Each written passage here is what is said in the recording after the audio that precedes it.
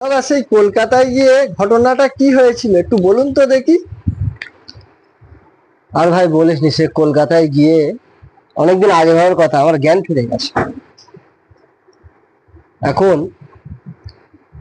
আমি আছি হাওড়ায়। হাওড়া থেকে আমাকে শিয়ালদায় আসতে হবে। শালা পকেটে মাত্র 50 টাকা পড়ে আছে। হ্যাঁ, এবার ওইখান থেকে তো গাড়ি ভাড়া অনেক। আমি টেনশন করতে যে কি করে যাবো। তা দেখতে দেখতে একটা রিক্সাওয়ালা দেখতে পেয়েছি।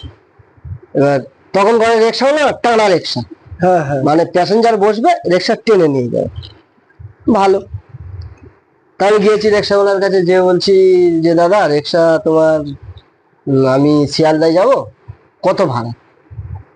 বলছে 100 টাকা আছে, 70 টাকা আছে, আর 50 টাকা আছে। ও আচ্ছা, হ্যাঁ, তা আমি তো অবাক, অবাক।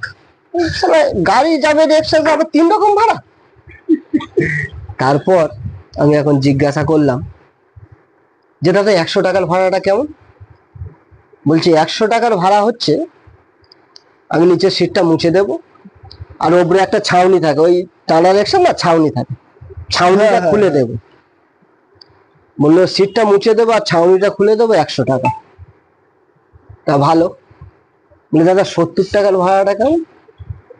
বলছে 70 টাকার ভাড়াটা শুধু নিচেটাই মুছে দেবো। বলে আচ্ছা ঠিক আছে। শালা আমার কাছে তো 50 টাকা পড়ে আছে, কি করবো?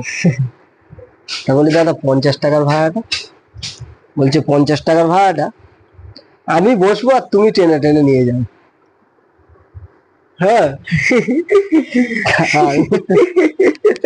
আমি কি করব, ও, টেনশনে পড়ে গেছি যে কিছু করার নেই, যেতে হবে বাধ্য। হ্যাঁ। আমি লাস্টে সেই শালাকে বসে নিজে টেনে টেনে নিয়ে আমার শিয়ালদায় আসলাম। খুব ক্রিটিক্যাল অভিজ্ঞতা, জানিস ভাই, কি আর বলবো।